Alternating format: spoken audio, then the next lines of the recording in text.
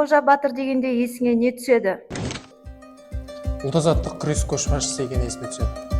Ұлт мақтанышы. Сыр бойының батыры. Еркіндікке ұмтылыс.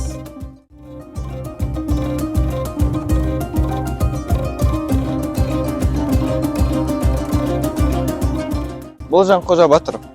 Жанқожа батыр 19 ғасырдың басында сыр бойын жаулап алушылардан қорғап, қазақ елі үшін күрескен болатын. Жанқожа батыр бұл ерлігімен қазақтың ел азаттығы үшін күрескен болатын. Ескерткіш тек бір адамның ерлігін ғана емес, тұтас халықтың азаттыққа деген ұмтылысын бейнелейді.